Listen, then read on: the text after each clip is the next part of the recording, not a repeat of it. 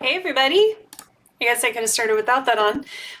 Welcome to Pink Spots. I'm very excited for today's episode where we answer questions about sex, gender, relationships, a lot of questions about penises from high schoolers. Before we get into that, I did want to take a quick moment to promote the Food Empowerment Project's school supply drive. They have it going on right now. The donations are a lot lower than they've been in past years, so I wanted to try to give this some exposure. Please donate if you can, and whether you can or can't, please share it with other people. If you're unfamiliar with this drive, it is a drive to get school supplies for children of Indigenous farm workers, so the people who pick our food, the people who make it possible for us to be plant-based, for those of us who are in California. And so they're looking for, you can donate money or you can buy backpacks and send them to Food Empowerment Project for them to distribute to the children. It's a wonderful thing. They do it every year, and it really helps these kids even out some of the gaps that they have being disadvantaged as farm workers. There's a lot of mistreatment that farm workers get. They're often very underpaid. So this is a way for us to help these children at least get a chance at a better education, which is a lot of the reason that their parents are here doing this work that benefits all of us. So you can go to foodispower/SSD, and there's a link to that in the description box below that you can click on. And they give you all the information there of how you can send in backpacks if that's what you want to do, and also how you can donate money if that's what you want to do. So thank you for checking that out. All right, today I have my two dear friends. Hello. Maureen and Mike, and they both are educators who have been doing sex education with high school students and thus have received a lot of questions from them about sex and relationships. So we're just going to go through a bunch of them today and answer them for the collective, hoping this can reach other people. High school students, or let's be real, a lot of adults probably also have these questions, and just put that information out there for everyone to have access to. So, kids, do you want to get us started with what burning question you want to answer first? Sure. So we just have spent like the past couple hours kind of going through all of our questions, which we had kept throughout the semester, and they're like, this is, I don't know, like a tiny fraction of all the questions, but we selected the ones that we thought were most interesting, and even within those we had to group them because we grouped them into like 6 different categories. So I don't really know which one I want to get started with. Because I'll give you a second to think, because yes. I was going to say these are all real questions as well, from actual human children that have posed these questions. So we didn't load these up ahead of time. And what ages 14 through 18 or 14 through 16? 14 through 16 probably. 16. Oh, are these some of your 10th grade questions also? Yeah. Okay. Yeah. So all of them are real questions, all but one, which I asked. Because sometimes I will do this thing where, since we answer questions at the beginning of every class, like if I'm just like, the kids have these questions, but they don't want to ask them or something, or like I suspect, or it's just something that I want to talk about, I will put my own question in there and pretend like someone from the class asked it just so that I can answer it. Definitely done that a few times. So yeah, I'll probably answer that one today too. You should, yeah. Right, because this is a theme that will come up, but we get asked so many questions about penises. Like, boys think it's really funny as joke questions to be like, is my dick too big? Or like, is my dick too small? Or like, is it normal if pus comes out of my penis? Ew. Is it just constantly? But I feel like there are never questions about vaginas, and so I've snuck a few of my own in there just because I want to talk about the vagina in class. But okay, I'll start with this question. So it says, is it really a hormonal factor that guys are more desperate for sex, or is it just justified by society? And I thought this was a really interesting one. I got one that was similar that said, do girls really mature faster than boys? I mean, it's different, but I feel like the cultural expectations that boys are just more immature and more thirsty for sex is like biological, and that they can't help themselves. And so the way that I answered this, and I was pretty proud of it because I was so fired up about this question. So at first I said, I kind of broke it down according to all the arguments that people would give to naturalize the fact that men or boys are more horny than girls. And sort of went through them one by one to disprove them. So the first is that I think people are under the assumption that men have more desire because they have erections, and their erections are more visible, and like, well, obviously, they need to relieve themselves because there's this big like bowl, their penis is standing, like one of the kids said. And so actually, women or vaginas also get erections, like clitorises also have erections and get engorged with blood.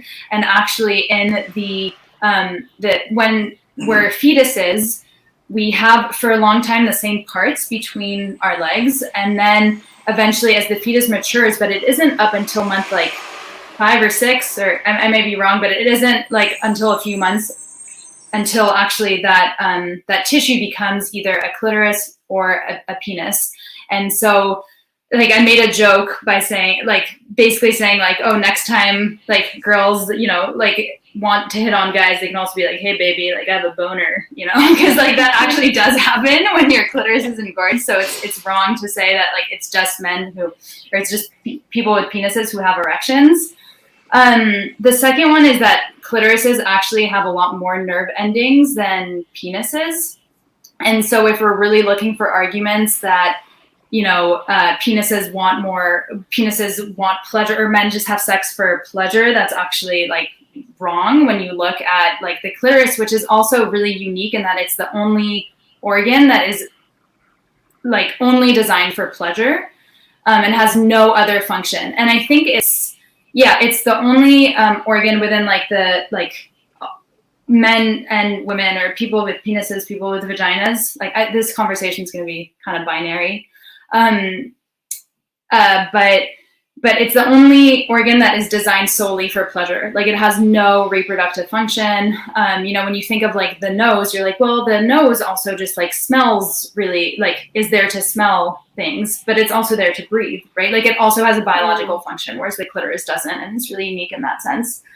Then I said, testosterone is often an example, a reason that comes up for like why men are more sexually like hungry than women. And actually testosterone has been known to have like very varying effects the more that we study it. And it's not like only correlated with sexual arousal and aggression, and that science has actually really male-centered science has wanted to naturalize testosterone as the reason for why men are hornier and more aggressive, but that's not actually the case. Like, there's a lot of variations apparently for the kind of reactions that it can make in the body. And also, if we look at, if we try to look in nature for confirmation bias, like to look at other species and say like, oh, well, we're this way because we're just animals. Like, we can just cherry pick the information that we see like in the natural world to justify basically whatever messed up behavior we want to naturalize.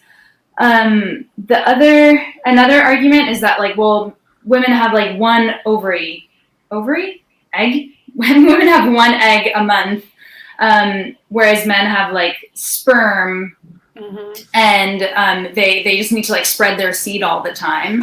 But like, if that was true, I was like, yeah, women would only be able to have sex like 1 or 2 days a month, the days when they ovulate, yet we can have sex all the time. And actually, like, I've had sex many times, and not once have I had sex with the intention of procreating. Like, we have sex for many other reasons besides procreation.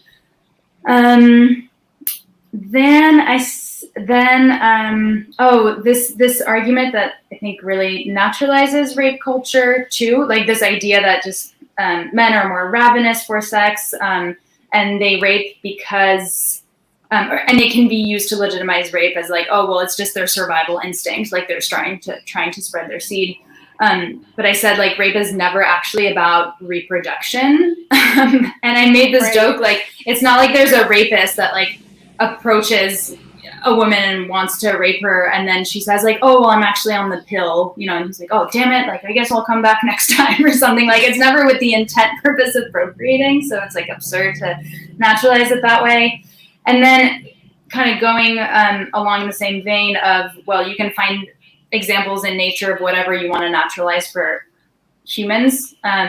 Is I gave an example of chimpanzees, where actually the female is usually much hornier, whatever you say for non-human animals, than males, and they can have sex with up to 8 males an hour. Damn, girl. So anyway, they liked that fact. But yeah, I said like with the egg, the 1 egg a month. Can you hear me? Yes, I'm just gonna open our window because it's very hot. Okay, I need to close my window at some point, so we'll switch on. I always forget to do that, and then it's so loud. Yeah, I was going to say that kind of tracks too with, like, if we were thinking that this was all based on procreation, then, like, having 1 egg, you think you would just be having sex, like, the entire time that you're ovulating with as many people as possible to be like, give me the best odds here, Right. So, yeah, it tracks that, like, chimpanzees are out here just doing their thing. Right? And it's also, like, we would be having sex, like, 30 days out of the month, or 31, because, like, we're like, well, I'm only ovulating one day a month. Like I need to like maximize my chances of getting pregnant. Yeah. I agree. And given that sperm tends to degrade the more you have sex, then you would have to have sex with a lot of different men or penises right. to have the best odds, you know? Yeah. Definitely. I answered that one with Duncan, who was a teacher in the next room. I always teach like next to a person's office who's very kind, but I'm just like, he must listen to me answering these questions and just, yeah. Anyway. You're like, well, what is happening? Yeah, exactly. So yeah, and this one I think also relates to the question, like, do girls really mature faster than boys? Because I think that's something we tell high schoolers a lot. It's like when boys act out, kind of girls are supposed to be like the bigger person, because, you know, they have to care for their feelings, but also they, you know, they're in charge of sort of elevating or like making the space like more mature and more serious. And yeah, I was actually with a co-teacher in that room who was like, oh, well, yeah, of course girls mature faster than boys. Like, everyone knows that. And I was like, yeah, I kind of disagree with that. I think that's so linked to our socialization and the fact that, like, as girls, we're raised to always look out for other people's emotions, always try to read other people's emotions, take care of their needs before they even voice them, be quiet, be discreet, like be petite, not take up too much space. Like, I don't think that boys actually mature later than girls. And even this whole idea of like, as if there's a standard for like what maturing means, that, you know what I mean? Like that's so culturally defined also. Like what do they mean by maturity? Anyway. I think it is really important to talk about because there's so much essentialism in how we discuss male behavior in particular. And like you said, I don't think that there's anything biologically that makes boys mature less quickly. So even if they do, it's really a function of socialization, like you said, of them just not having to be accountable for stuff and not having to notice certain things. I was talking about this the other day, but just even like living with a guy, I've had this experience many times where it's like they don't see the housework that needs to be done and they don't see you doing it because they're just used to like these things magically happening around them. So it's like, sure, we could call that immaturity, but it's coming from socialization. It's not like a biological thing where it's like their brains literally can't see dirty dishes, you know? Right. Wait, you weren't born just doing the dishes out of your mother's Yeah, just come out of the womb like, where's my sponge? Yeah, so I like that, and I do agree with you. I think that's very tied into rape culture, where it's because when you're immature, what are you? You're impulsive, right? You can't control yourself. You are more prone to being susceptible to your base needs, and like, you can't empathize with other people. And these are all really dangerous things to condition all of us to accept from, a certain part of the population. Yeah. Well, and so much of that socialization of the way that boys and girls, owners of penises and owners of vaginas, have been conditioned to see sex came out in the types of questions that that we received. And, right away it becomes apparent. You read through these questions and that most of these kids have this idea that sex is a penis and a vagina and it's penetration. And that's the definition of what it is. So you get all these questions about like, oh, well, how do I last longer in bed? Or, with the assumption that sex, begins and ends with like the male orgasm or male pleasure. And it was really interesting to see even, some of the people who identify as girls in the class who had already internalized that, at the age of 14, they've already internalized that. What was that question about? Like, do you have to give back? Are you expected to give back when having intercourse or things like that? And so it was just very interesting to see that this expectation is already, by the time that they're in high school, there's already this expectation about what sex is, and that they can't imagine anything other than just penetrative sex between a penis and a vagina. And that's kind of it. Yeah. I mean, I'd be curious to hear like what answer you gave to the one, like, how do you last longer in bed? But I answered it and I was like, guys, that literally does not matter. You are taught to believe that it matters. And like, that's, you know, there could be a whole other conversation with like how we've been conditioned to think that's the most important thing with porn and like even with movies and stuff. But like, if sex is not, since sex is not just penetrative, you know, and it doesn't end and begin with the male orgasm, like, if you lost a minute, that's totally fine. Like, focus on the girl's pleasure, you know? And like the fact that like they're so concerned with, and they're so like embarrassed if they can't have an erection or have it for long enough, or even that their penis is too small. Like, again, I understand that because that's how we're socialized to think about sex. But actually, like, if pleasure is the benchmark of like how good a sexual experience is, like that doesn't actually matter. You know, it's like, that's fine if you don't last long. Just do something else. You know, like you can still eat out a pussy. You know, you can still just make out. You can still. There's a million other things you can do. I remember like saying to them at one point, it's like, this may come as a shock to many of you, but if you're the owner of a penis, you do not need to come to have sex. Like that is not a prerequisite of some kind of sexual interaction happening. You know, and it's like you can see these wheels turning as these kids like, wait, what? Right. Yeah, I mean, it's true. That is how you define it. It's penis and vagina, and it's male orgasm, and that's what completes a sexual experience. But yeah, there's like literally countless other things that you can do. And, you know, just I really enjoyed when I was first reading up on like how to have a threesome, that in threesomes that are at least, you know, well done, I guess.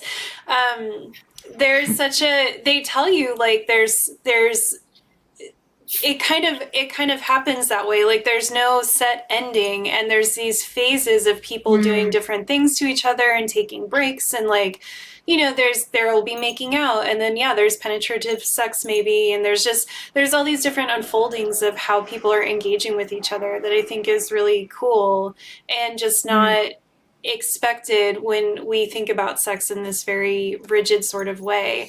And I can't tell you how many times I've been having sex with a guy who's like, don't move, don't talk, you know, because they're like trying to last longer, and it's like, but I'm now like, you just keep stopping and starting. There's no rhythm. Like, this is not fun for either one of us. You know? So, right. And I love the focus on pleasure. And that was something I was talking to the Ravencore kids about, is like, pleasure is different from performance. And we should be seeking pleasure and not performance. Yeah, absolutely. And it's only a problem if you like don't last long or come too fast when you're a guy, you're the owner of a penis, but like in a hetero, you know, relationship. Like if you think that then that means that the sexual like intercourse is finished, but it's like, no, as you said, it might come as a surprise, but it doesn't mean that it needs to end, you know, because the concern with like, how do I last longer is really only rooted in the presumption that sex will end the moment that, you know. Well, and that also that the penis and vagina penetration is the sex. So if you can't do that for very long, then you're going to feel like you're bad at sex. But if you understand that sex can be a whole bunch of other things, then like you're saying, it doesn't really matter how long that portion of it lasts or if that even happens.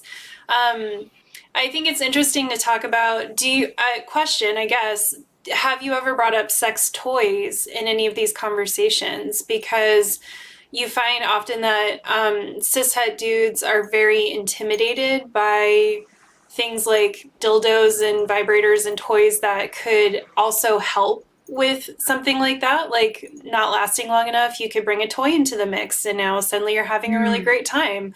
But that's seen as them failing to perform properly, and like it's an insult. So has that ever come up? Has anyone asked any sex toy questions? Or I got I'm curious what kids think about sex toys. You know, are they thinking about sex toys? I mean, I did get one. Maybe this is tangential to what you just asked. but sort of revealing about just the heteronormativity of the whole culture in general. But a kid asked something about like, why do lesbians have sex with plastic penises? And I remember, my first reaction was almost to laugh when I read that, because I was like, wow, really? And so, when I answered, I said, well, they don't necessarily, but this goes to this whole expectation that there has to be some kind of a phallus in order for intercourse to happen. But I think that was the extent. I don't think a kid ever asked specifically about sex toys in my class. I don't know if you got one. I just got one about where do you buy a sex toy or something like that. Not on Amazon, apparently. But yeah, and to that question too, it's like the idea that it's just a plastic penis is also really problematic. Like, no, there's so many sex toys that they're shaped like, I mean, they're not the replica of a penis, they're like bright pink, and they don't, of course, some of them are made to like kind of imitate more the like shape and the tip of a penis, but like, I wouldn't say that's the majority.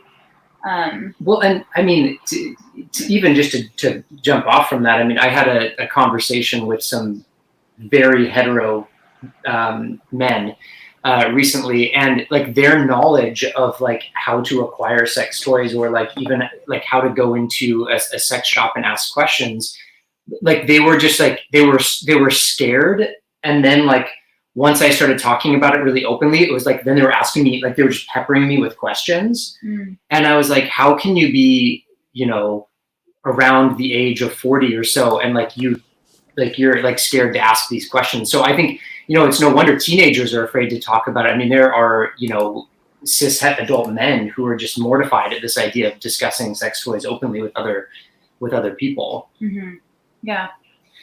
And another interesting stat that I threw in there when they were asking like how do you last longer, just to go back to that question really quickly, is that actually, like, and Nick, I feel like you've talked about this on a past episode, or Mexi and I have for sure, but that there's like a big orgasm gap between men and women, but also within like lesbian or like girl on girl like relationships. They're much more like the rates of like having orgasms after in each time you have sex is like above 80 or like 70 or 80%, whereas there's a stat that was published by Durex, I think, and that said that only 4 to 20% of women have, which is also a big. Anyway, maybe I don't know where I read this, but it was between like the studies showed that between 4 and 20% of women have orgasms from like solely from penetration on a regular basis. So I was like, if you're not lasting long enough, like that really is not a big concern, because actually studies show that like that might be something that might be actually really good for your sex life. Mo Harris said, I think it's like 90% for lesbian sex. Lesbians have a lot of orgasms, like a lot of orgasms. I'm sure. And before we move on, I wanted to pull Mohira said, okay, but if boys mature slower than girls, then shouldn't they look up to women as role models? Yeah. And then Latasha said, right, the math ain't mathin'. Women mature faster, but they still have to mansplain things to our stupid little women. Yeah, that's so true. Yeah. And Mohira brings up another good point. I don't know if this has ever come up in class, but the idea that like all women want like a giant penis, and that actually women and like people with vaginas, like we're all different shapes on the inside as well. So not, like everyone has different preferences depending on how they're shaped, depending on how they get pleasure. So yeah, I've really hated this. I know for myself, like I've always hated this obsession that people I've dated have had with their size. Cause I'm like, honestly, most sizes are really great for me. Like I actually don't want anything too big, especially if you don't know how to use it. Cause then that's just making more of a mess than usual. And I do feel like when like boys have huge penises, they maybe like do less research into the other stuff, you know, or they're just like, yeah, like my dick's huge. I don't, you know, like I don't need to do anything else because I can just put that like joystick in a vagina and like the woman's just gonna like erupt in screams and just permanent orgasms, you know. But that's what porn shows you. It's like the second like the guy like slips his peen in there, it's like ecstasy, you know. Yeah. I know. I have a lot of feelings about this. I do too. I had a boyfriend who used to obsessively talk about that all the time, and he would constantly say he wished he could have a vagina for a day or two so he could like sleep with people with penises because he thought it was so amazing. And I was like, it's not that great. I'm like, just the penetration itself is not actually doing a lot necessarily. So right. You know, and I was like, I wish you could too, because then you would come back and like be disappointed and understand. And I mean, he was actually really good in bed, so I'll give him credit for that. But it just showed me like how much men have this idea that exactly like anything like I've been asked questions by boyfriends like, oh, do you have an orgasm every time you use a tampon? And I'm like, no. Like that's not how that works. And I mean, I'm sure someone out there is having an orgasm every time they use a tampon, but for most of us it's just like brushing your teeth. It's just this thing that you do. Right. That's like a chore. Yeah.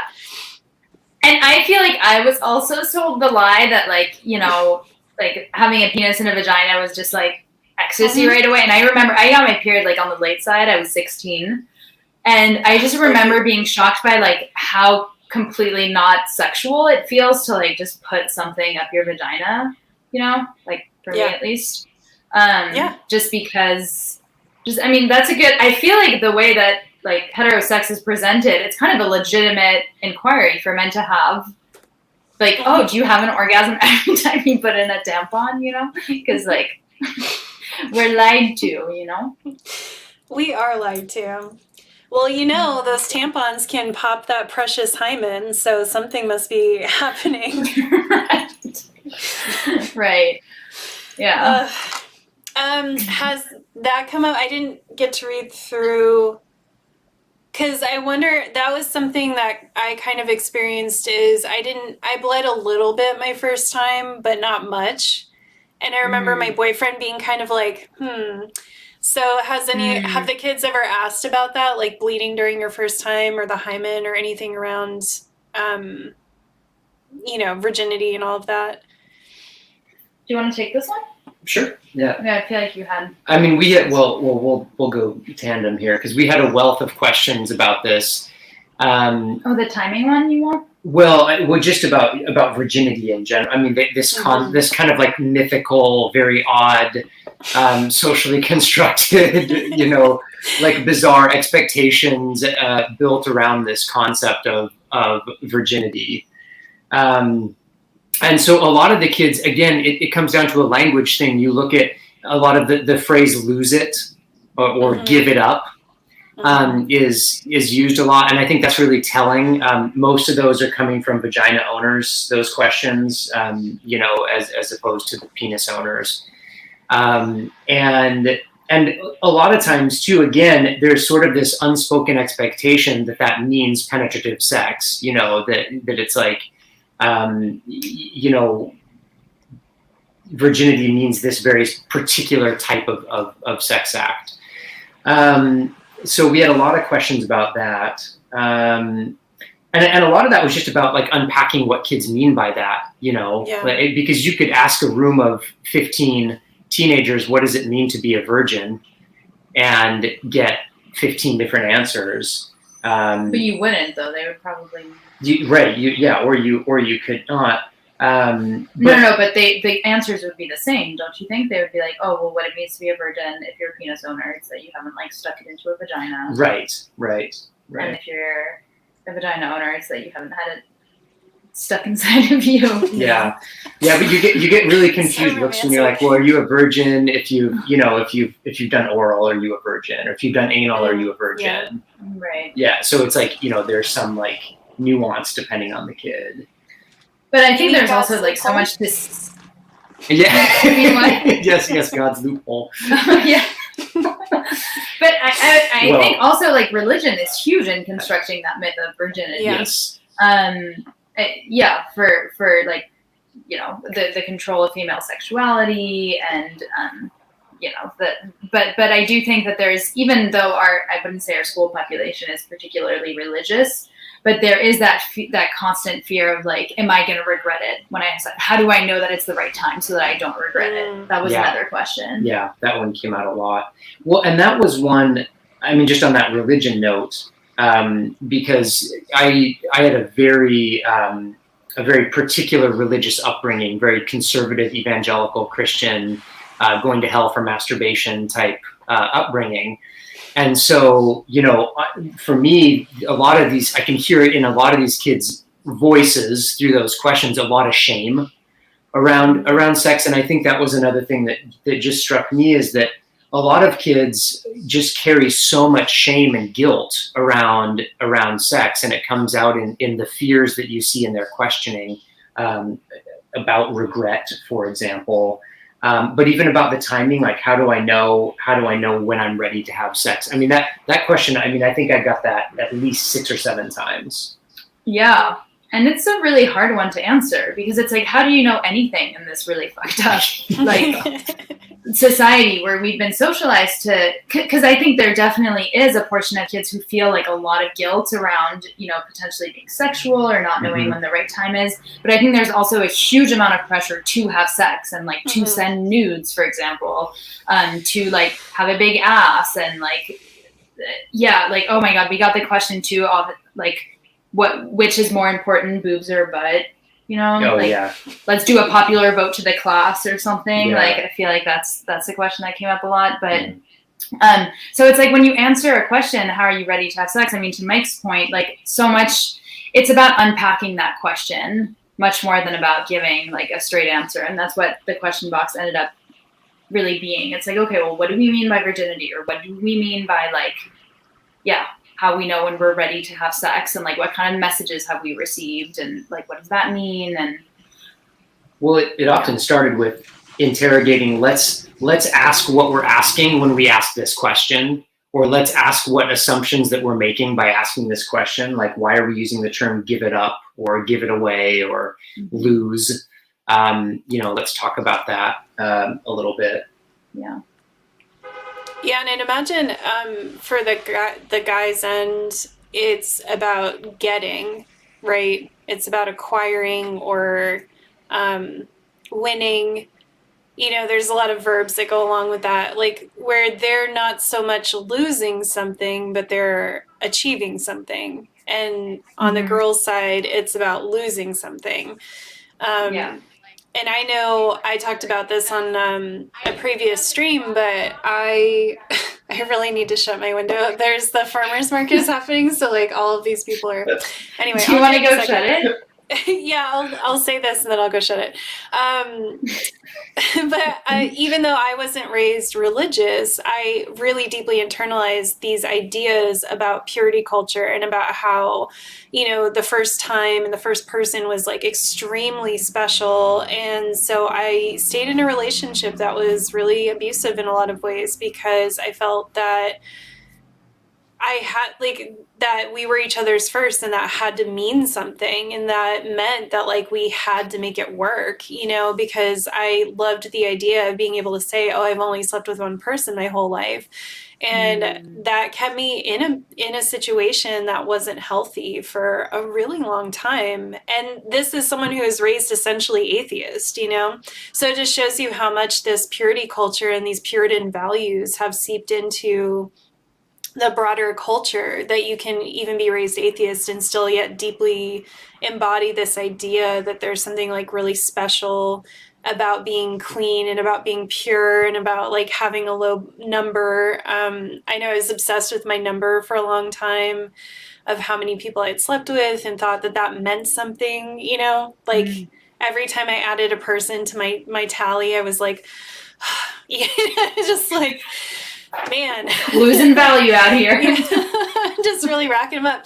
And then of course, like eventually in my journey, I got to a point where it was like kind of a point of pride, or I just didn't care as much. Like I got over it. But I remember, yeah, for the first, 5 or 6 people, it was like it was a huge deal every time I slept with a new person. And I think this also kind of impacts the way we look at like how a life trajectory is supposed to go, because I've realized now, like I'm still single. And so that means I've slept with like a fair number of people, but I actually don't sleep with very many people like in a year. Like my number is actually quite low if you look at like my yearly average.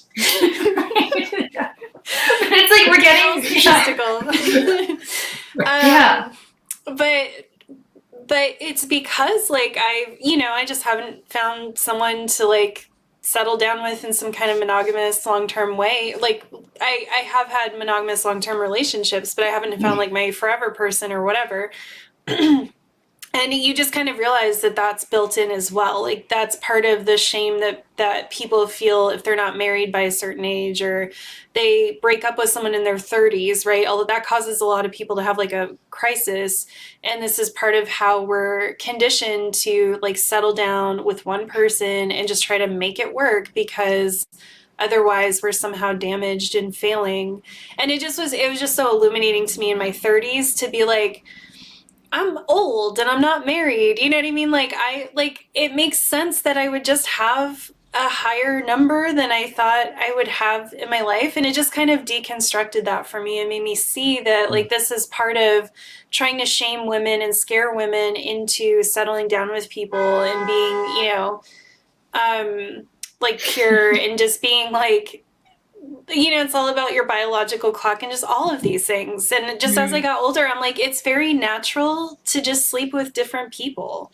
It's very natural to like have these experiences in your life. There's nothing more about sex than there is about any other life experience you have. It's special in its own way, just like a lot of things are special in their own way, but it's really not a bigger deal than anything else that you do. Mm-hmm. Like traveling or having friends or, any of these things. Like it's just part of the texture of your life. Okay, I'm going to shut my window and you talk. Yeah.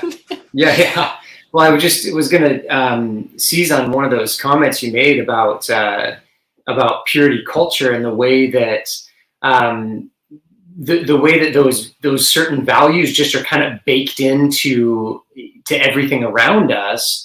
And you see it in the way that kids view things. And so even as you said, in maybe what would you call a secular culture or a secular school like ours, kids will ask questions like, why do guys want girls to be virgins, but to also be experienced? Like there's this value placed on that. And I think it's interesting. I don't know if we really unpacked this. I mean, I saw this a lot because we had a few Latter-day Saints kids or Mormons in the vernacular.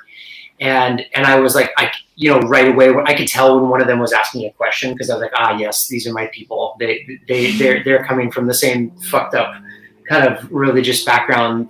I'm thinking of one student in particular who's bi, and her family are all Mormons and super disapproving. So she's totally closeted and just had questions all the time. But so much of a lot of those kids are just living under this like umbrella of shame, and it doesn't even have to be religion. It can just be these social expectations, kids asking about regrets and things like that. Mm-hmm. I think we do construct a lot of that around kids, which is such a shame. Like you said, Nick, it was, in your 30s, you started to kind of like unpack some of that. And it's like, you think of the harm we're doing to teenagers by not letting them ask these questions and not letting them have these conversations. In schools, you run into this thing where people are like, oh, are our kids ready for this? Can we have these conversations? I'm like, we better be having the conversation about what's going to happen if we don't do this, as opposed to the conversation of what's going to happen if we do let kids ask these questions and actually give them real and honest answers. Yeah. Well, and because also the schools had situations just like every other school, but of like nudes being circulated and like every year that I've been there, there's been an issue like that came to the surface of a child being shamed really publicly. Is that so? Yeah. Yeah, that dichotomy of like there's so much pressure to do certain things, to feel like you're going to be accepted or loved. But then at the same time, if anyone finds out that you've done these things, then you're shamed for it. And I think that ties into that question about why am I supposed to be a virgin and also have experience, you know? Because nudes are like that. Like I, as an adult, get so much pressure to send nudes, and I'm a cranky old piece of shit. So I'm like, go fuck yourself. I don't want to. But like as a teenager, I remember how much pressure I felt at every moment of dating. Until I dated my ex, who was really sweet and like did not pressure me about stuff, but everyone else I dated, it was just, I remember like you would go to a movie and you just be like waiting, like when's the hand gonna be on my boob or in between my legs, or like what, you know, like what's gonna happen. And it's like this constant feeling of having to have your guard up and also having at every moment to decide, am I going to try to impress this person by letting them do what they're trying to do? Or am I going to try to stay like a good girl and not do it? And also in all of that, how the fuck do I even feel about it? Like, it's so hard to even know what you genuinely want to do, especially for me being autistic. That adds another layer of like, it's really hard. A lot of us need time to process and know how we feel. It's hard for us to feel things, like know how we feel in the moment. So all of that, I just remember being so paralyzed. So many times things would happen to my body and I would be like, I don't know what to do right now. And just stuff that was wildly inappropriate too. Like I remember I dated this guy and he brought his friend over to my house while I was babysitting my sister. And we were like cuddling on the couch and he was trying to like finger me while his friend and my little sister were like right there. And it, you know what I mean? And it's like, but like as a teenager, I just was like trying to like gently push his hand away, but not make a scene and not make him feel rejected, but also like definitely was not something I wanted to have happen. And just being so hyper aware of my little sister and not wanting her to see that. And it just was such an experience of that all the time. It's like you have this thing that you're supposed to guard, and then you're supposed to like make this massive decision of the one person who gets to have it, you know, and you're like a fucking kid. It's like I can't carry all of this. Yeah, and I think also like the one thing that you're supposed to guard, but also the one thing, like especially because men are framed as having like these impulses that they can't control, and like your duty is kind of to like satisfy that and to help relieve them. Right. Being like, I'm also gonna get like added value if I do like, you know, quote unquote give this up, or if I do like, I mean, there's just no right way to act. But for me when I was a teenager, I think that one thing that was super present, I didn't grow up in a religious background like at all, and I feel like I felt like a tremendous amount of pressure to like be sexually active and like do stuff. And I remember, you know, it was like always like, who is going to still be a virgin? Like when they get back to school next semester, like after summer, you know, and wanting to lose my virginity and like wanting to have like sexual experience, and like everyone kind of asks each other, and you have to like, I just remember feeling like so much pressure. And I think these kids feel a lot of pressure in that way too. And that just like led me to like accept things, to do things that like when I look back on them now, I'm like, yeah, I just like really see it as like very unconsensual or like really messed up things that happened.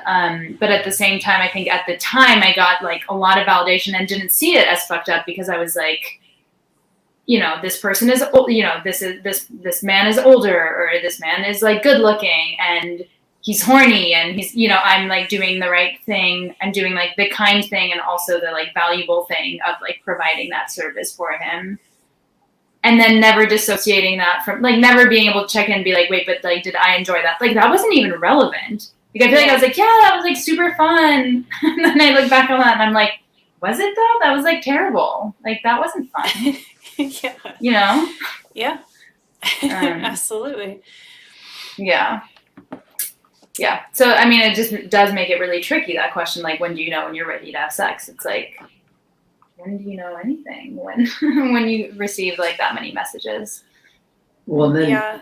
I mean, on top of that, you have the kids who are with a partner who, like, they feel the obligation too. Mm-hmm. You know, like, we had a lot of kids asking questions about, like, how do I tell somebody no without hurting their feelings? Okay, that was like my next category. I don't know if we're like ready to move on to that. Yeah, let's move into it. But there were so many questions that, like, honestly, 9 times out of 10, I can tell if it's a girl or a boy that asked it. Like, and I don't think it's totally problematic for me to say that, and that, like, I'm pretty sure I'm correct. There's obviously some where I'm like, oh, I don't know, but there's just a whole set of questions that I put under a category, but there's like 15 questions, but it's essentially like girls asking how they can turn down boys without, like, hurting their feelings.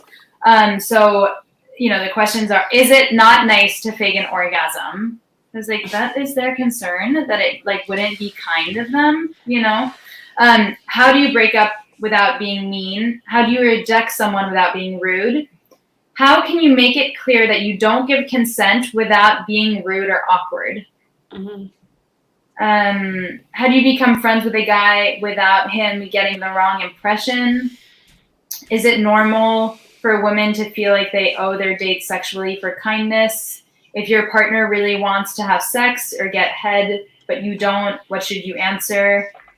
If you want to impress someone, but you don't want to look stupid and don't want them to think you want to have sex, just a relationship like boyfriend and girlfriend, what do you do?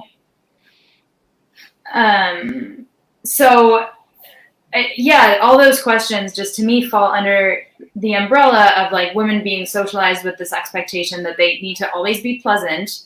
They never need to, like, ruffle feathers. They can't be mean. Like, what's worse than being, like, mean as a woman and unpleasant and, like, unkind to boys who are also helpless and less mature and just can't control their desire to have sex, And I mean, the one especially, like, how do I make it clear that how do I say that I don't give consent without being rude or mean? I was like, if you're with a partner who isn't checking in to, like, that you're giving consent, because consent should be this active thing that you opt into, not something that you have to, like, opt out of at the last second if you don't want to do it. Like, the person should be checking in with you, but also if you don't give consent, like, if you're not in an unsafe situation, it's so, like, don't worry about being rude. Like, the person will get over you being rude, and the person is an asshole if they make you feel bad about it. But also, like, it's much harder to get over an experience that you force yourself to do because you don't give consent than to, like, the fact that we're equating women's violation of consent with, like, men's hurt feelings is, always. And it starts, like, so early, Yeah. No, it starts extremely early. I remember being told as a young child, being picked on by some boys, that they liked me and that they couldn't help it. And them physically hurting me was a sign of their affection. That's, like, something you hear when you're, like, 2 or 3 years old. Yeah, exactly. Yeah. Like, we teach little kids this kind of stuff. It's so cute that he keeps, like, pinching that girl and chasing her down the street. He likes her. It's like, yeah. I think I remember that from kindergarten. Like, some boy pulling my hair constantly, and just, that's what I was told, is like, oh, he must have a crush on you. And that was it. No one did anything about it. I was just told to, like, withstand this physical pain because someone had romantic feelings for me that he was translating into physical abuse. And that was normalized. Yeah. Yikes. And it just continues, and it just morphs, and it follows you your whole life, that kind of logic. Yeah. that, you know, this idea that like having any kind of being drawn to a woman in any sort of way makes a man weak, and his method of coping with that usually presents itself in some kind of abusive way, whether physically or otherwise, right? Like it's even normalized for men and boys to pull away in a relationship or to ghost or to do all these things because either they got what they wanted and so they're gone, or they're scared of their feelings. But it's like, that's a really shitty way to treat someone else, especially someone else who's trying to process the fact that they made a decision to do a thing with you. And now you're just gone, you know? And I wish we talked to kids more about how to, like, there's nothing wrong with casual sex and casual romantic or sexual encounters, but like how to do that in a way that's ethical and that takes the other person's humanity into consideration. And I think when we frame this whole thing as like this game, and yeah, we're teaching girls that standing up for themselves or having boundaries or having demands is rude and makes them like crazy or clingy, then no wonder we end up with adults who are doing the same damn thing. Yeah. Yep. Very well. And then you settle for like nothing because you'll settle for the first person who like sticks around, or, you know, you develop this really warped sense of like what kind, like this question of like, do you owe your date like sexual acts for kindness? And I watch a lot of like dating reality TV shows because I am trash, and it's amazing in a sad way to see how many adults like will label something kindness when it's like not even the most basic thing someone could do to just be a human to another human, you know? Yeah. Or Hillary and I joke about this all the time, but it's like people will be like, oh my God, we just had such a deep conversation. And the conversation was like, I love my family. I also love my family. And they're like, wow, that's like the deepest conversation I've ever had. And I'm just like, what is going on? Like people are not talking to each other. And the sense of emotional intimacy. Are you quoting Love is Blind? Yes. I totally remember that this conversation when they got out of the room and they're like, wow. We just connected on so many deep levels. And it's like you literally both shared that like you both have a dog and a mom and a dad. Yeah. And like you want to have a family later on. They're like, we want the same things. Yeah. Yeah. I'm so happy that you knew that. I'm just like, what are you guys talking about the rest of the time? Like the fact that this is enough of a conversation for you to be like, yes, I want to marry this person. Because like, damn, that was deep. Yeah. I'm trash too. I love it. It's why we're friends. It is. Yeah. So do you have anything in general that you say to the kids when they ask this kind of category of questions? And how do you address, because you're addressing the whole class when you answer this, so I assume you kind of address it to the girls, again, just being binary about things, but do you say anything that's kind of addressing the boys as well? Well, we have a whole unit on consent, so if it's after that unit, you know, it's always really helpful to refer back to it and we talk about like different models of consent. And by the way, this is not our curriculum. This is a curriculum called Unhushed. And it's based out of Houston. It's like a small, Austin. Yeah. And it's basically like comprehensive sex ed in a facilitated way. So it's really more centered around conversation than just saying like, you know, as you say, like teaching kids how to put condoms on cucumbers, or you know how like just how anatomy works. But so, you know, I can refer back to that, as in like it's always no one owes. Also, like this feeling I think I do talk about my point of view as a woman a lot. Like you don't owe anything as a woman, and we're trained in like so many ways to think about denying I don't even like this phrase, but like denying men sexual pleasure as like the worst or meanest thing that we could do. You know, this one of the questions that I wrote into my question box was, is blue balls real? Because I feel like that was such a thing when I was a teenager. Like, well, for men, it's going to be like so painful and they're going to have blue balls. And, you know, like, it's just like mean to lead someone on, right? This whole idea of, oh, you make them believe that you're going to have sex and then don't complain if then you get raped, right? Because you brought this person back to your place or something. Or like, well, you aroused them so much that they couldn't help themselves.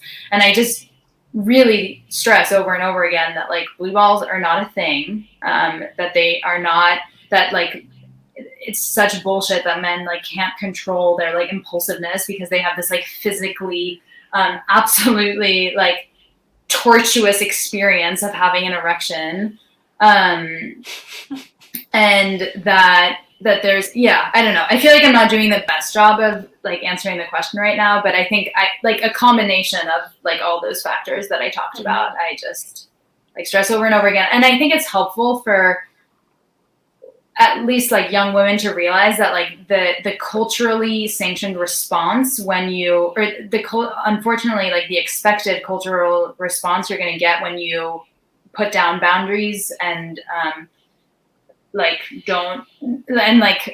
expect consent is like male aggression or male like them trying to guilt trip you, or and that men are also socialized to react in that way. So I think just knowing that like that's what you can expect, and it doesn't mean that you're like a horrible person who has done something wrong, but that is just how like gender norms are designed to operate, can be really empowering too. Yeah, I think it can be really important to talk about how someone having boundaries for their own body is not inherently a reflection of you, their attraction to you, their feelings for you, or your performance. Because this is another thing that well into adulthood I've experienced of just something basic, like trying to give some either requesting something or trying to give some instructions in bed during sex turns into someone moping or ignoring what I'm asking because they're interpreting that as a failure on their part instead of just saying, oh, this is just something this person wants for their body. This is not a reflection of me. But that's what we're taught, right? Like that's part of it for boys. That's why with the boys, you don't get questions like, how do I make my girlfriend feel loved? How do I make my girlfriend feel safe? Right? It's like, how do I don't even know what they ask. Whatever it is they ask. How do I get head? We did get one question that was how do I know if my girlfriend is enjoying our sexual activity? Mm-hmm. Yeah. Which is good, but even that's what still an kind of enlightened centered. young man. I mean, it's one step on the way towards enlightenment, maybe the first, but yeah. Or there's a lot of questions around consent, but they're like you get so much fear from boys and men about what if someone regrets it after? What if it was consensual, but now she's saying it wasn't? Or things along that line where it's like you can tell there's more fear about having consequences after than there is about really understanding how to connect and how to like have a safe experience. Because they're not really asking about like safety. They're asking like, how do I not get called out for this thing that is scary to all men are terrified of being accused of doing whatever. Like we hear that all the time.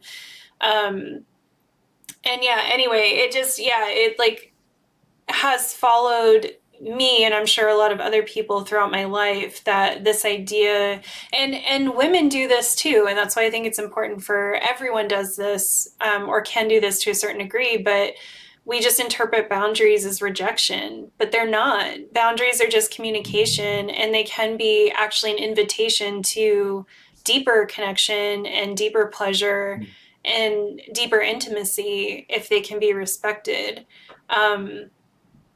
So, any young people listening and any old people listening, like, I think that's a really important thing to internalize. And it took me a while. Like, I know as an insecure person, that if my boyfriend had boundaries of any kind, I did take that as a rejection, and I would mope, and I would do all the things that now I can see are emotionally manipulative.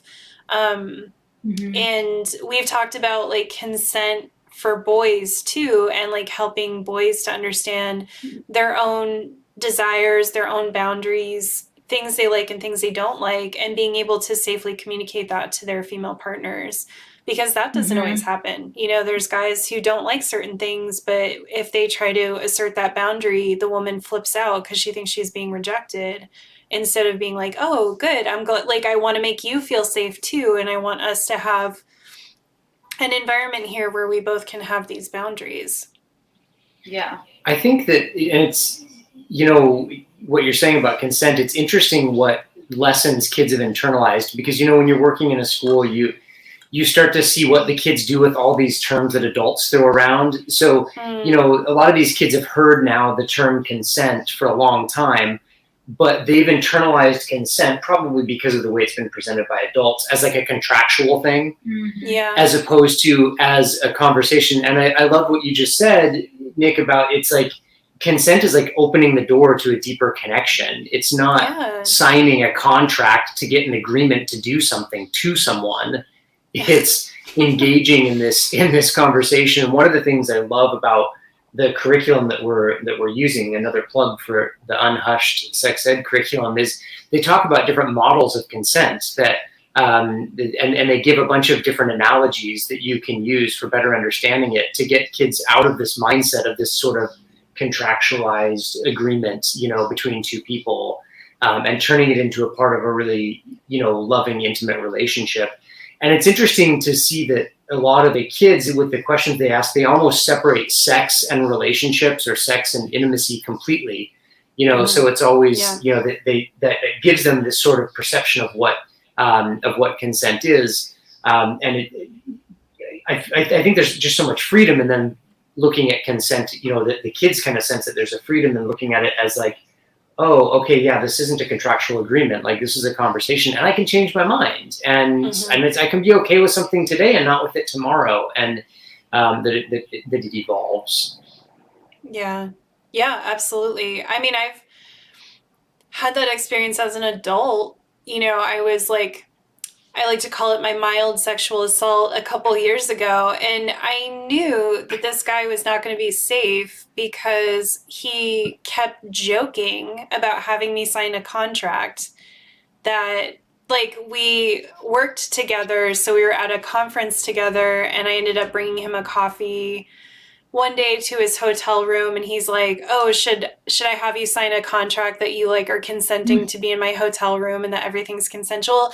And I knew, I was like, this is a red flag, but I was feeling a little self-destructive. So anyway, things transpired as they did, but it's true. Like, even this idea can persist even into adulthood, that consent is this trap, right? It's this way for women to, ruin men or trick men or whatever it is, or to have regrets after and then get back at someone because they have regrets for what they agreed to do. And it does feel very binary. It's like, you gave consent, so whatever happened after, like, you consented to it. And I think just the more that we can promote that it's really a constant, it's more than an action.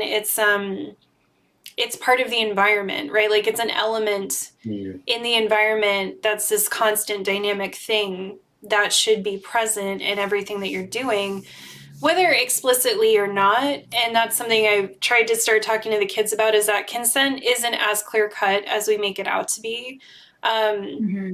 So, there's some base level consent that you can have, but there's a lot of ways for that to change in a given situation. And what we really need is the safety and the ability to constantly communicate and stop something if it doesn't feel right. Or, maybe we still do something and then afterwards we have some feelings about it, and to have the space to talk about, like, hey, I know I consented to that and I didn't say anything during, but like, I'm kind of feeling weird about it. Can we talk about that? We make consent. I think part of why it feels so contractual to so many people is because we really center it around this carceral mindset of like, did an illegal bad thing happen or not?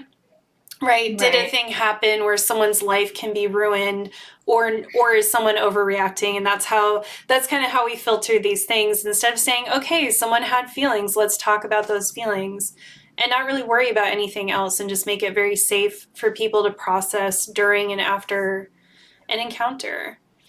Mm-hmm. Yeah, that makes me think of their consent model of like consent is like pizza. Yeah. Yeah, and it's just, we watch this talk about how like consent is like ordering a pizza and discussing with their partner like what they feel like having on top. And like you can also do like half and half, or you can like stop while you're having some pizza because you're like, I'm done with this half of the pizza and maybe I want a little bit of this, or like, I don't know. It's a pretty well done video. Mm-hmm. I was partial to the consent castle. Oh yeah. Building consent castles, because it was very like it was very generative. It was this thing of like, you're constructing something together, and sometimes you remodel a room, or sometimes you close off a whole corridor for a while, and sometimes people get a little bit hurt, in the process. Like you talked about, like, hey, I consented to that, but I don't feel good about it, and then you have a conversation. I just love I love anything that makes it just a really generative thing that people do together. Where it's something we're doing together, as opposed to something that one person is the gatekeeper and the other, right. The other is the pursuer or whatever. I'm not good with analogies here, but no, yeah, I like that. Nick, do you want to answer some of the gender ones? I was thinking that, we could do some of that. So we have quite a few questions under gender identity. So, is it rude to mistake someone's pronouns by accident when they already told you and you're still adjusting? If someone questions your transgender friend's choices of being trans, are you entitled to stand up for them, he, she? I don't know if this makes sense, but is there a difference between identifying as different genders and being gender fluid? If someone goes by multiple pronouns, how often or when should I switch between pronouns for them? So there's a lot of like very sophisticated questions in here. I was very impressed with all of this.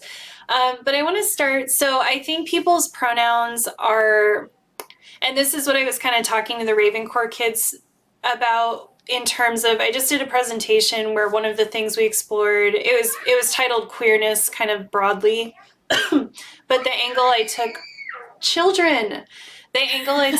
on, it's like, I'm glad you're happy, but like, chill out. The angle I took on the presentation was like doing a very queer anarchist presentation. So it was looking at identity as a border, and how, on one hand, identities and labels can be very, emancipatory, they can be very liberatory, they can be very empowering, but on the other hand, we only have these labels because they're a reaction to the oppressive structures around us that require us to identify in a different way from what the societal norms are considered. So when it comes to pronouns, the reason I'm bringing this up is because my own exploration of pronouns, and some of the other queer people I've talked to around their own exploration of their own pronouns, is that pronouns are also a label. So in a certain way, they can be very liberatory and empowering, but in another way, they can also feel like a category, like you're having to choose a way to identify and a way to have people identify you. And I think that's why you're seeing this prevalence of people now choosing multiple pronouns, because for a lot of us, and that's why I do she, they, because for a lot of us, it's like, I don't know, like things shift for me a lot, and I don't necessarily feel like I really belong in one particular category. So, I'll start with, if you see someone who uses multiple pronouns, I think the best thing to do is to ask them what they prefer, or if there's any particular way, because for some people, especially those who may identify as sexually gender fluid, or I'm forgetting, there's a couple other labels, but they're ones that sort of indicate a shifting gender identity, then they may want a different pronoun depending on how they feel that day. So for them, it might be good to work out like, okay, should I take cues from how you're dressed? Or should I just wait for you to tell me? Or do you want me to use they, them until you indicate that day what pronoun you want? It can be different for everyone. So I think the best thing to do is just ask the person what they prefer. I know for me, she is totally fine. But I like when I see that people use they, them as a way to acknowledge my queerness, because I don't really identify with any particular pronoun. I don't identify with any of them. So I use she because I know that's what people think I am anyway. And I use they, them to kind of indicate that I'm queer, and that works for me. So I don't get mad if someone only ever uses she, her, but when I see people use they, them, I feel like they're making an effort to acknowledge my queerness, and I think that's really cool. So that's how I feel about mine, but someone else may feel completely differently about theirs. I know a lot of people who have now started putting they, them first because that is what they kind of more want people to use, and they notice that people don't use it because it's less comfortable for people. So yeah, I think, and it's something that for a lot of us can be a difficult question. Like I kind of struggle with when people ask me what my pronouns are, because I'm like, I don't really know, like I use these ones because they make sense, but yeah, it can be like, I know a few people who are like, I hate talking about pronouns because I do not understand my own gender. I don't know how to identify. I wish I didn't have to talk about it at all. Like, I wish there wasn't these constructs in the first place that require me to answer these questions, And then there's other people who love their pronouns. Like for them, their pronouns make them feel amazing when people use the right ones, and they're so empowering and wonderful. So I think it's just such a personal thing that it's just really important to ask, and if you just see, like for someone like me, if you see something listed and you don't have a direct relationship with that person, then, just use whichever one feels comfortable to you, and until some point at which that you might be able to ask the person directly what they want. I think if it's rude to make a mistake about someone's pronouns, I don't think that it's rude. I think maybe the most constructive way to talk about it is it could be potentially triggering, but it's also understandable to make a mistake with someone's pronouns.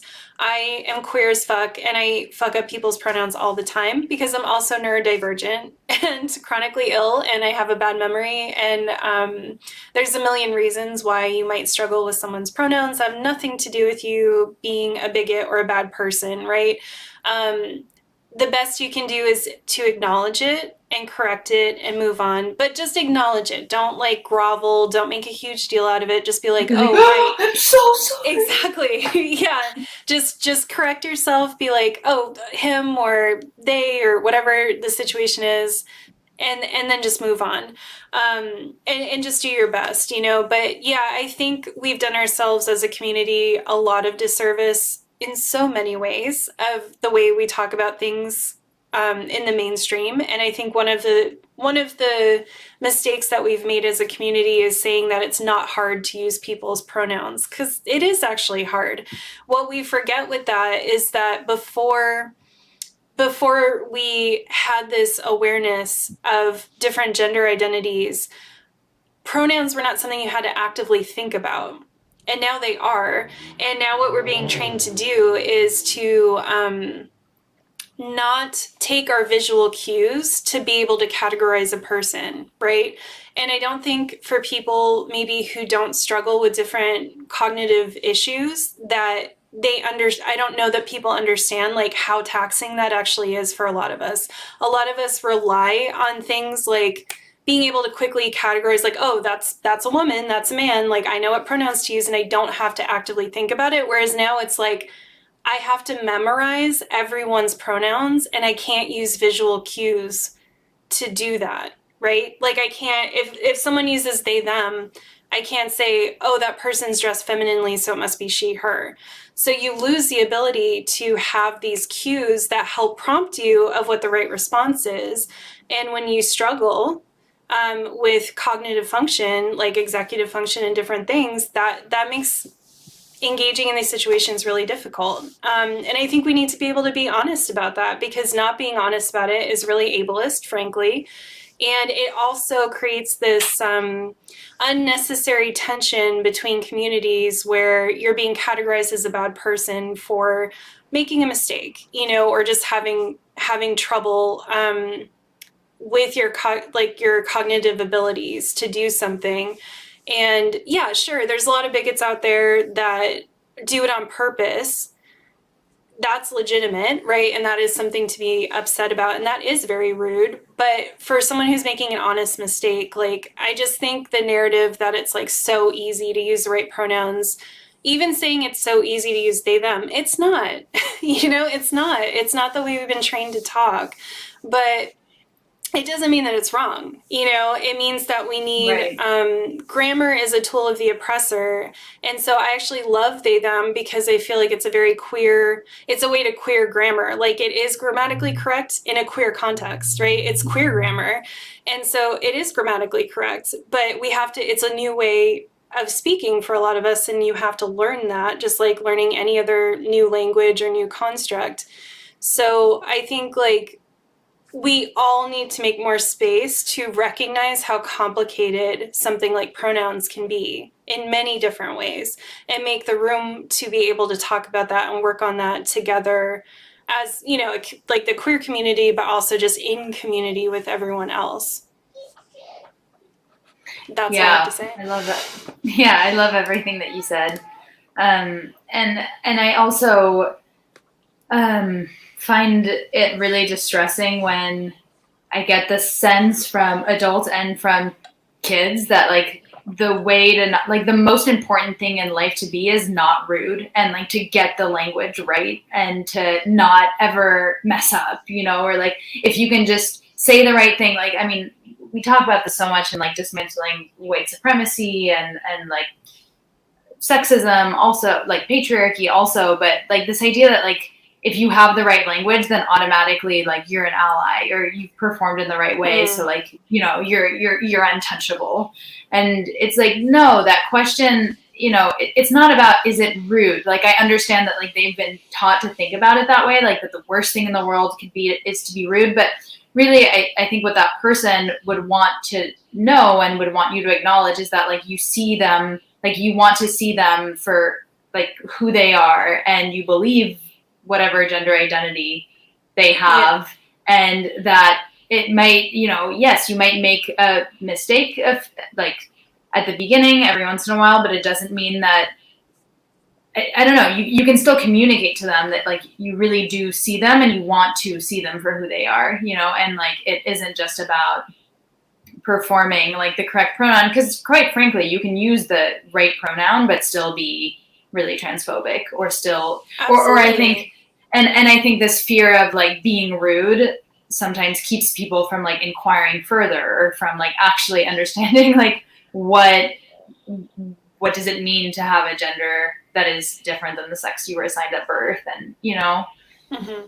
Yeah, but I think in the social justice context, we see it a lot in the diversity, equity, and inclusion work that's done at our school. I think a lot of people just feel that, they need to use the exact right language all the time, and they need to respond in the right way, and it's just more about that than actually doing any sort of work to uproot these oppressive systems.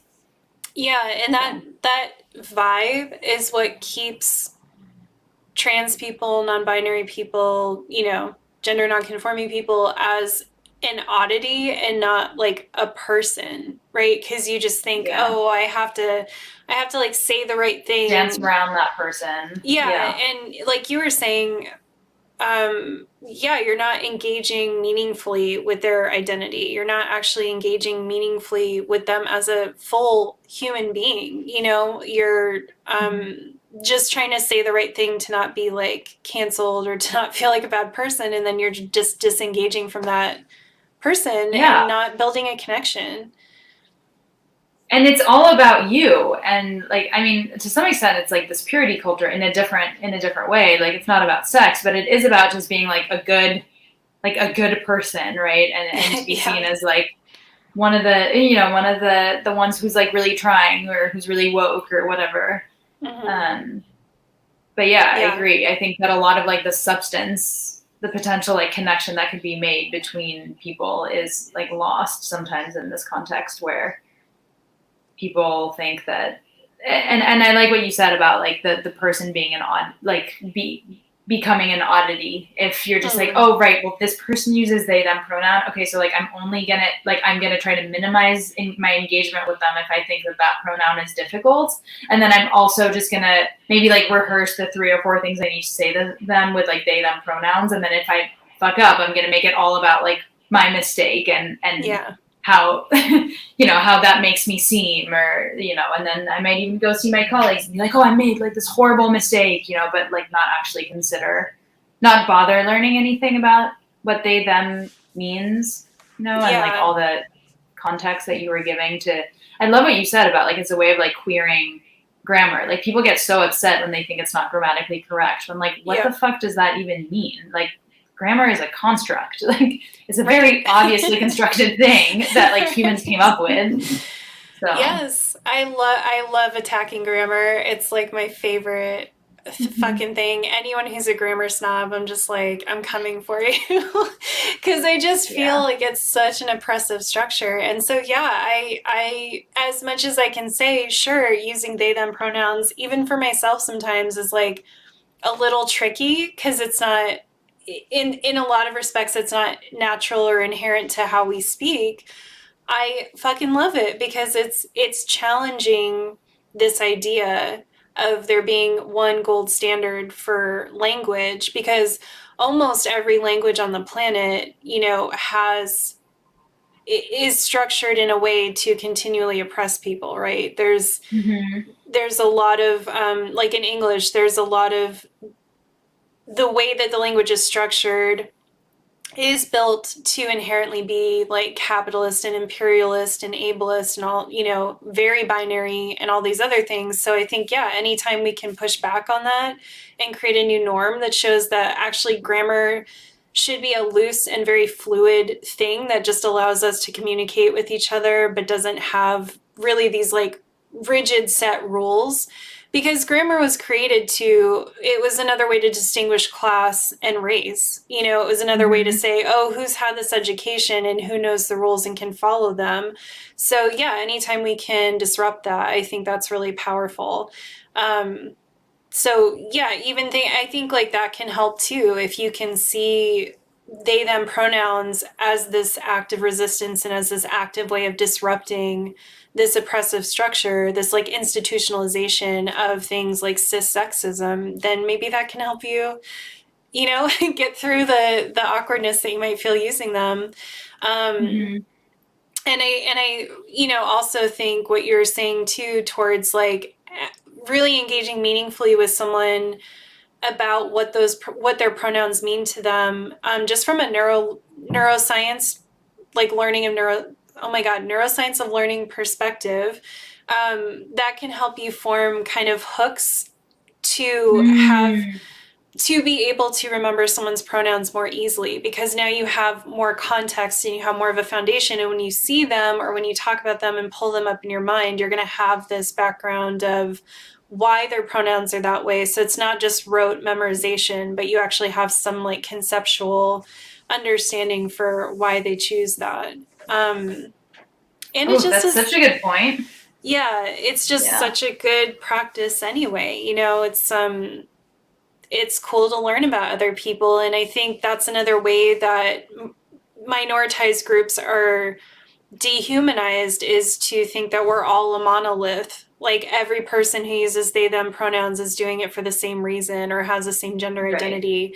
But you will never find, I don't think ever, 2 they, them people who have anywhere near the same gender identity or gender story. We all, interpret this in much different ways. And so I think opening yourself up to like what a kaleidoscope the community is really important. In both humanizing someone and also in understanding, like you were saying, I think then even if you still make a mistake, you're going to be able to root your interactions with that person in a deeper understanding of where they're coming from and be able to treat them with more respect and validate that, even if you make a mistake around something like a pronoun.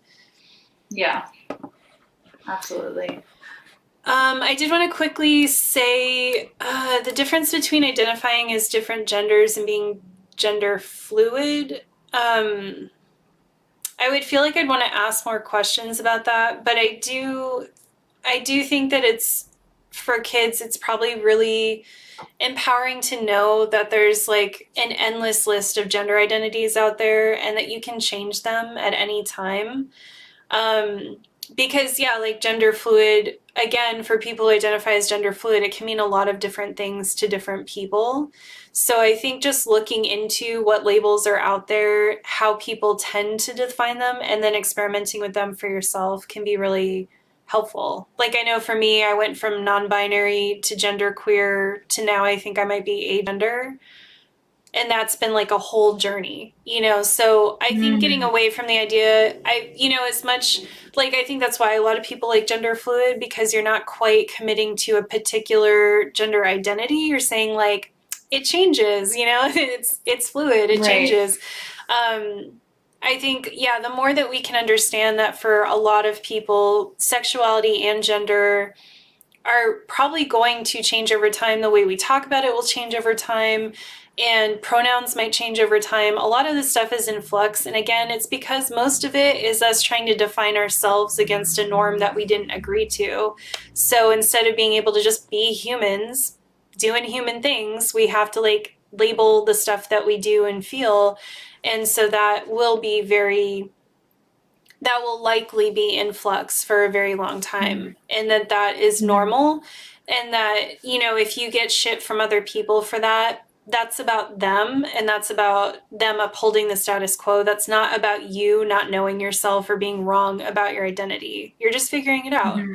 And a lot of us are figuring it out. It's very common for people to be literally figuring stuff out for decades. It's not something you typically figure out in a month or two and then that's it forever. It's something that changes over time. Yeah. I always think about something that Christopher Sebastian said on the Vegan Vanguard when Mexi interviewed him. But he was talking about like trans people and the fact that like many like conservatives are now really up in arms about like men are going to use like the women's bathroom and women's are going to use the men's bathroom, and like I mean they're usually way more concerned with the former, but it's this is such a this is the end of civilization, and he was like, the thing is that like those people need to understand, like these people have been out here, they've been going to the bathroom one way or another like the entire time, like they've been using your bathrooms, like you have been in a bathroom with a trans person, like whether you're living now and we're talking about it or whether you were living like 30 years ago. And like to some extent I feel like that relates to what you were saying about like they, them, and genderqueer and like all these different pronouns. It's like these people didn't just like pop out of nowhere and now are shifting their gender identity in new ways or like to come out as something that they weren't before. Like these people have existed all along the gender spectrum, like since the beginning of humans, and that now there's a tiny bit more room for like for you to use a pronoun that you weren't like assigned at birth. But I think even with the they, them, I mean, I think it's kind of funny, this like, as you're saying, like this desire to like categorize everyone who's using they, them pronouns as like just a third gender instead of just like, they're existing outside of this binary. And so there's much, much, much more outside of this binary than just like this 1/3 category. Yeah, that's like, it drives me bonkers how often I hear the phrase like girls, boys, and everyone in between. And I'm like, I'm not in between, like I'm outside of, or I just don't even recognize any of this. Like I agree with you. You do get the sense quite often that it's like men, women, and a third gender, and that's it. And it's like, no, there's literally like an endless list of possibilities. Yeah. for people who even recognize like gender at all, you know, which I'm basically on the end that I essentially don't. So, you know, amongst people who even recognize gender, there's this endless amount, and then it just becomes this joke too in mainstream culture of like all these identities. The sheer number of them kind of disproves their validity, you know, instead of disproving the validity of like a cisgender. The only two we use. Yeah, exactly. Yeah. Exactly. Like, how many gender? Is it true that there's 74 genders on Facebook now? And like, what if I identify as a vegetable? A helicopter. Yeah, exactly. Yeah, exactly. Helicopter. Yeah, and it's funny because like I'm part of a Facebook group where I think it's called like "What's My Gender" or something like that. But we all just post ridiculous things, and we're like, "This is my gender," or "Is this my gender?" You know, because like that's the thing too. There's a lot of complexity between like in group discussions about things and then how we present things to the larger populace. So when a bunch of queers are together, we're just like, this gender bullshit, like we know it's a bunch of bullshit. But then when we're presenting to the outside world, it's like we have to fight for these identities that we've adopted. So we have to like validate it. So it's just really interesting having that push and pull a lot of the time. Yeah. Where you get behind closed doors and you're like, this is, and I'm not saying gender is bullshit, like people's identities are bullshit, but I mean, you like see inside yourself how much confusion and conflict you have. Because again, you're trying to define yourself against something that you just don't, that like isn't a real thing. So there's a lot of like conflicts that you have where, you know, sexuality too, you know, where you're like, all right, I guess I'll use this label because it's the closest thing I know, but really, I just want to walk around and like who I like. I don't really, you know, it's like you just kind of know that the whole thing is a farce. And so it's interesting. And so I think the more you can engage with people just on how they feel, you know, and what's important to them, that's the most important thing. And yes, doing stuff like trying really hard to get people's pronouns right isn't really important. But far more important is to humanize those people, have relationships with those people, and like really talk to them about why, you know, they have these labels and how they feel and what their journey's been like and what their lived experience is like. That's far, far more important than, you know, just, you know, it's far more important than just getting a pronoun right and moving on and not ever engaging more deeply. Yeah. Yeah. Yeah. We'll quickly answer, is it possible for someone to be 100% cis and straight? The answer is no. Moving on. I could talk about that for a long time, but I want to check in with you too, because we're at an hour and a half and I know it's late where you are in the world. The other thing I'm worried about is that these have been beeping for a while and are going to die soon. Yeah. Do you have other headphones at all that you could use? Yeah, we do. I think we can maybe plug them into here. You want me to try? Yeah, if we try. Okay, because we could, are there any other questions you wanted to make sure to get to before we wrap up, and then we could go into a quick after party?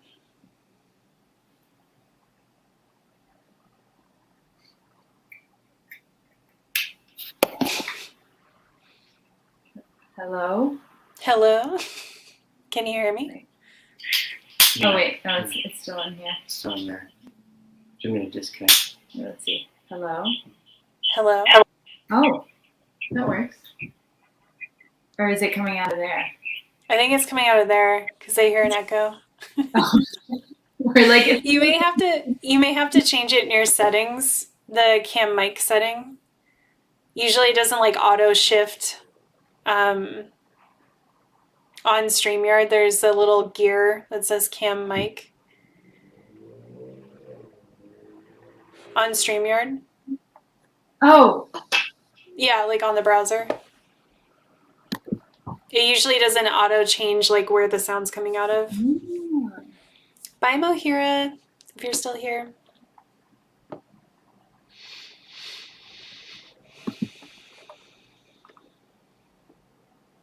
Yeah.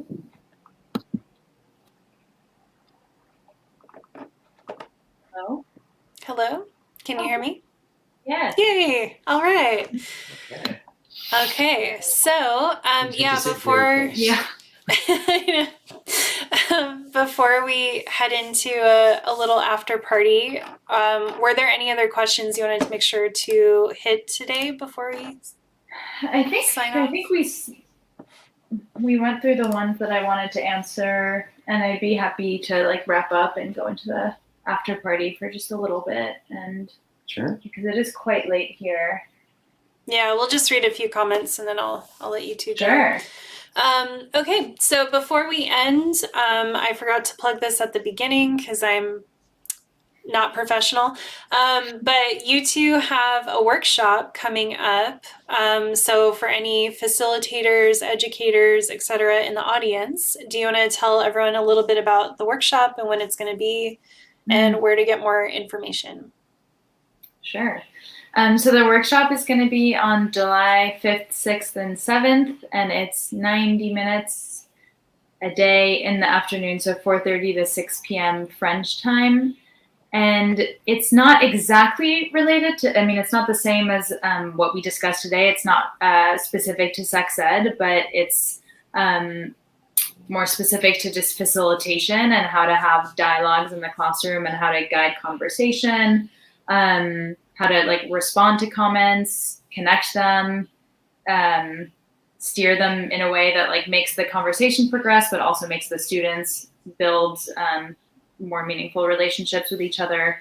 And then also like day 3 is just a lot about prepping students for discomfort and cognitive dissonance and dislodging dominant narratives and some of the strategies that we found useful to do that. And yeah, Nick and Mexi will be there. Yeah, also. I'm so excited. So yeah, it's going to be great. And we've worked really hard on it. So, oh yes, and for more information, you can email Nick. Yeah, Yes. just reach out to me on whatever platform and I can get you a link to the flyer. I think that's what you're sending out to people. Yeah. Which will have information about how to register. So Absolutely. And highly there is a recommend cost. it.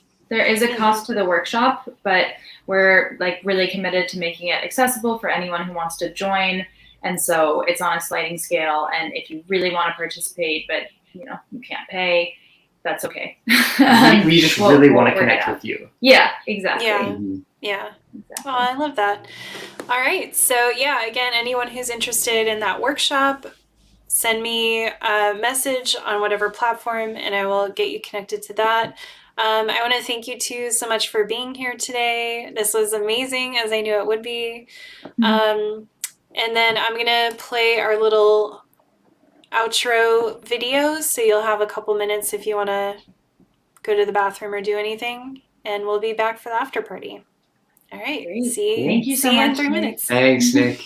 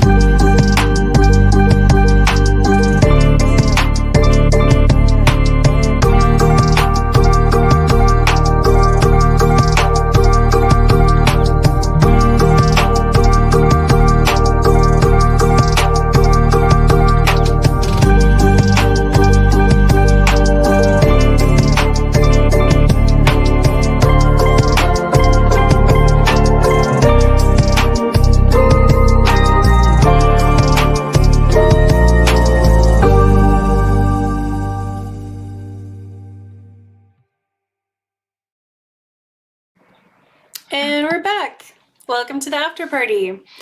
Hello. So, hello. We got Hello.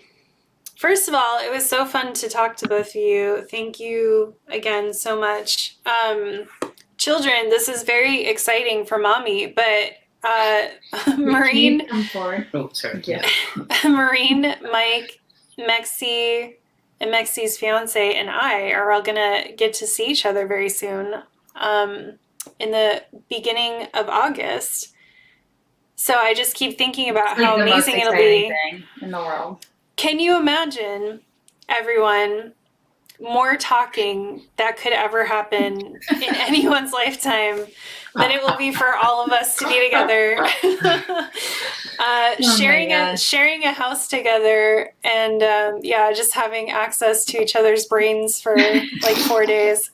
I'm so excited. I think our brains are. I mean, after that experience, they're just gonna be like bubbles, you know. Do you think we'll just like talk for like 72 hours straight and then we'll just all like collapse? Yes, that's Yeah. what I'm thinking.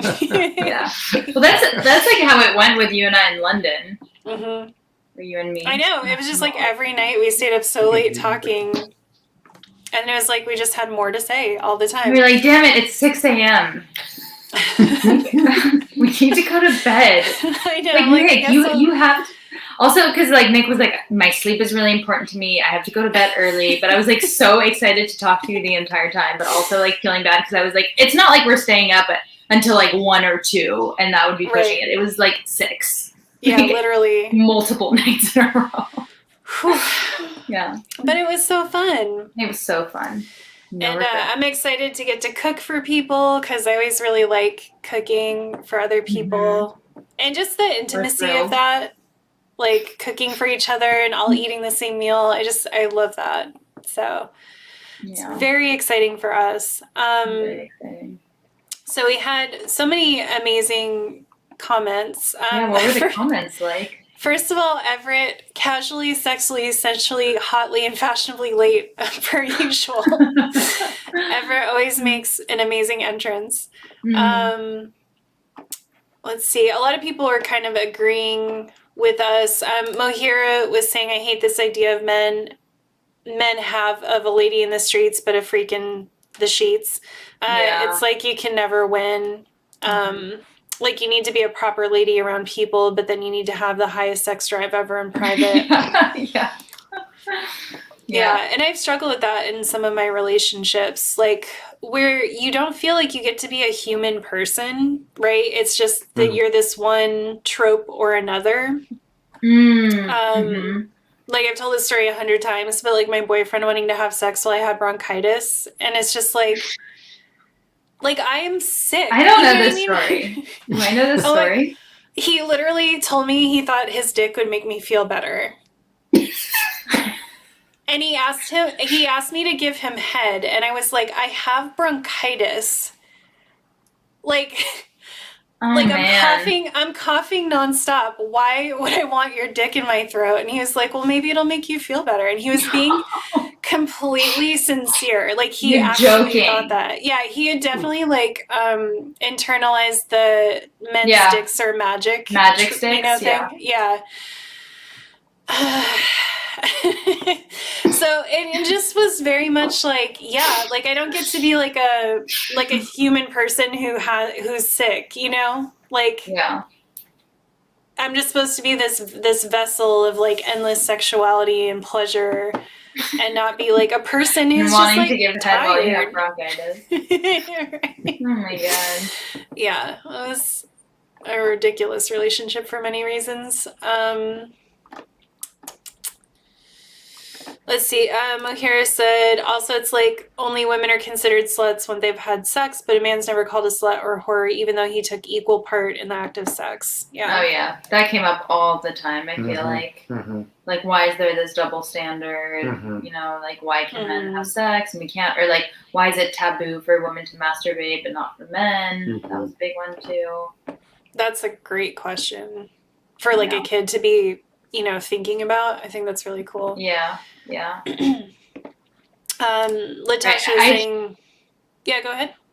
No, I was gonna say I was like, honestly, like like it's something, because the guys were saying, like, in the class, I was like, do you guys talk about it a lot? Like, do you talk about what kind of porn you watch, or like how you masturbate? And like the guys are like, oh yeah, like it's always a topic of conversation. We're always talking about like how we're jacking off, like blah blah blah. Because we were also talking about like normalizing, I guess, like talking about masturbation and porn or something. And, you know, I asked the girls, like, if they talked about it, and they were like, no, like, never, you know, we never talked about masturbation. And I was like, well, like, all, you know, and basically, like, when I was younger, when I was growing up, when I was, like, 11, 12, 13, like, I remember I had one friend in my friend group who, like, openly admitted to masturbating, and she was like, guys, like, I found out, like, the coolest thing you can do, like, with your vagina. Oh my God, she was so great. And she would just, like, masturbate in front of us, and then had to, like, give us a cue when she was, like, having an orgasm. Like, she would say, like, yes, like, she had this, like, one phrase, and we were like, oh, she's getting the feeling, you know? And we all, like, I pretended like I didn't know what she was doing, but, like, I definitely did. I was like, oh my God, like, I've done that before, you know? But yeah, it was just interesting how like, you're not supposed, it's so taboo for girls to like talk to each other about masturbation and say that like it's something that they do and something that they enjoy, whether like, but it's actually like so glamorized. Like when you're a dude, it makes you more of like a real man, you know, quote unquote, if you're jacking off all the time. So yeah, beating that meat. Oh, that was one of the questions too. I mean, not in my circles growing up, but yeah. No, but that was one of the question box questions. It was like, yes. Is it weird if my friend and I beat our? Oh, if we beat our dicks to the same porn or something. There were a lot of like, there were so many like homophobic questions that came out. It's really great though when kids ask that, because it does give you a chance to just kind of call it out really publicly. And I think there's something really powerful when young people see the adults in their lives being like, yeah, so this is bullshit, and whoever asked this is kind of an asshole. And it's, I think it's just really empowering. Like, oh yeah, here's an adult who's actually like speaking up on my behalf, and you know, like calling out this kind of stuff. A lot of times, I think as adults, we just give people tacit passes on things. You know. Yeah, I agree. And I think probably especially for them to see like a guy saying that too, you know, I think not to give more weight to one opinion over another, but I think it is powerful to see like an adult male being like, this is actually pretty bullshit and pretty homophobic and not great, you know? And also just not being embarrassed about whatever they might be asking about, I think is really powerful too, because they're so embarrassed, you know, and I think it's cool when I think probably a lot of their parents would be embarrassed or feel awkward to talk about this stuff. So I think when we can talk about it and just be like, yeah, you know, like these are conversations I have with my friends. Like it's not weird for us to talk about this stuff. I think that alone can be really powerful. Latasha said this when we were talking about like being conditioned from a young age to think like men's affection, it's okay for it to be expressed as abuse. So she said, and then they wonder why women end up staying in abusive relationships, because at a young age we're taught abuse equals love. Yeah. And then Latasha brought up she saw a video explaining consent with tea. And I'm like, that's really cool. So she said, that's a very popular one. Yeah, video where basically it was like, if you ask someone if they want tea and they say no, you don't assume you know better than them and make them tea anyway. And if they say they want tea and then they fall asleep, you don't pour the tea down their throat. Yeah, I thought that was good. I liked to branch out a little from the tea one, because the only thing I didn't like is that the tea is always the same. So I like some of the other analogies, because it gets at the fact that it's not, you know, that consent, just like one thing. Sex isn't just one thing, exactly. But the kids all love the tea video one. They've all seen it. Yeah. I'll have to look these up. I don't know any of these. I liked the pizza analogy, because you can also like pick the toppings off too. Like if you ordered them and you were like, oh no, I don't really want these, or they don't taste the way I thought, you can just take them off. And I just think that's such a good analogy. Everett said, as someone who graduated high school almost a decade ago, it's crazy to me that these kids are even talking and asking about this. And Becky said, totally, I never had a forum to be able to ask these questions in high school. Mm-hmm. Yeah, I remember like my sex education. There was this girl who was a slut in my class, and she, I remember like we were doing whatever topic in class that we were doing, and then we had time to like work on something, and she turned around to the guy who was sitting in front of me, and she's like, do you masturbate? And they had this whole conversation about masturbation, and I remember being like scandalized. It's like, this is wild. But, you know, now looking back, I'm like, that girl is probably cool as fuck. And like, I wish I had been friends with her. She was really pretty too. So I was in my insecure, jealous days and just wanted to like judge her. But I'm like, yeah, that girl is probably like the coolest person I went to school with, and I didn't know. Right. Yeah. Totally. Yeah. Yeah, I have so many of those memories from the people in high school where I was like, oh, I was very basic in high school. So like even someone who was like communist or like bi or like all the things that I turned out to be, you know, like I was just like, ugh, like they're so weird. Or, yeah. Yeah. I'm so not like that. I'm cool. Right. Yeah. Right. I'm so cool. Yeah. This stuff doesn't even matter to me, but somehow I'm exactly what the status quo was prescribed I was going to be. But I've never even seen any of these rules, you know? Yeah. Yeah.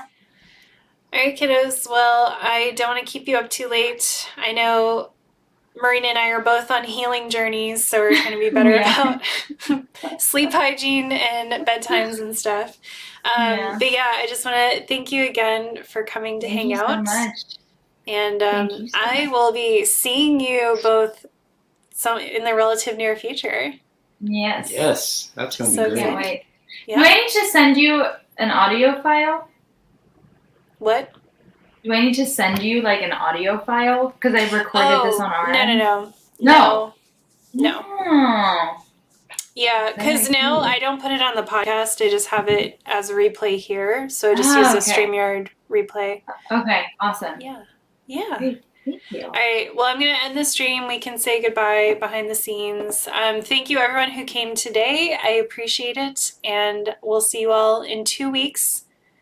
I don't think I have that one scheduled yet. So it'll be a surprise for all of us. All right. Bye, everyone.